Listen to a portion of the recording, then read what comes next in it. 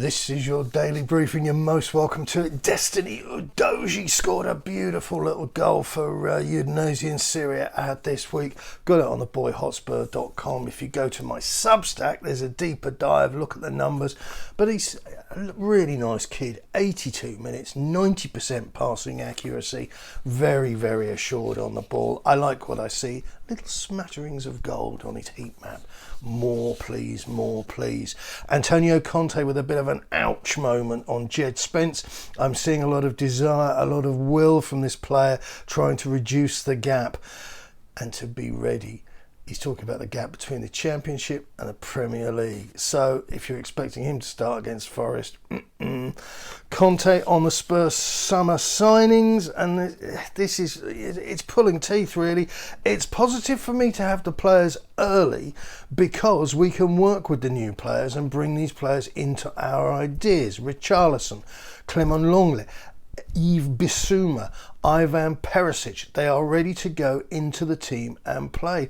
But at the moment, the only guy that you've given meaningful minutes to of any description has been Perisic, who was superb, but we'll come to him in a minute. Harry Winks has now accepted to join Sampdoria. Deal agreed on loan from Tottenham, so he could be coming back. Will be completed in the coming days. Final steps to be discussed in the next hours when he will travel to Italy, assures Fabrizio Romano. Tuchel is still moaning on and on about that business at second-hand fridge and about Conte escaping the same ban. My understanding was that we both had an impact on this situation. We both got sent off. I understand my ban, fine, but don't understand the other coach doesn't get the same punishment. Try watching the video of you holding his arm at the end when you did that handshake thing. You're not a very nice person. So you're going to be skinny and obnoxious somewhere else, mate. But move on. That's my advice. Conte again on Tottenham transfers. If there are players that go out, we need players to come in. He's just reiterating what he said before. So I want a squad with a couple of players in every role.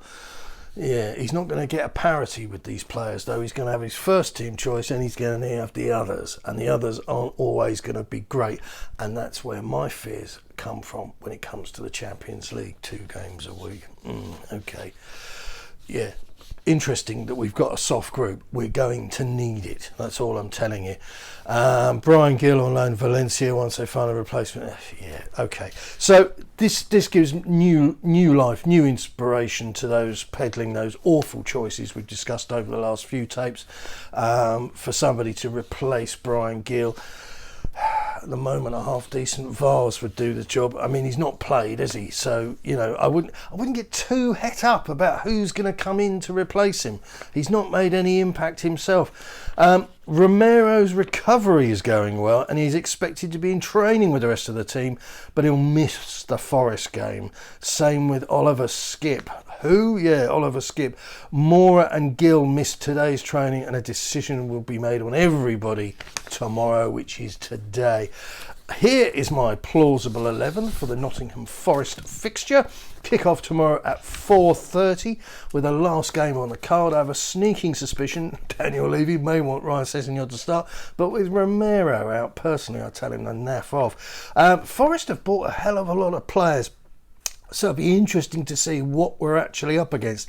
I'm getting vibes of when Roy Keane was at Sunderland, and if we look at their results thus far, first game they got beaten by Newcastle, which based on a Man City game makes sense because they looked pretty good. They didn't look like Newcastle United of old at all. Looked like they breathed some fresh life in there.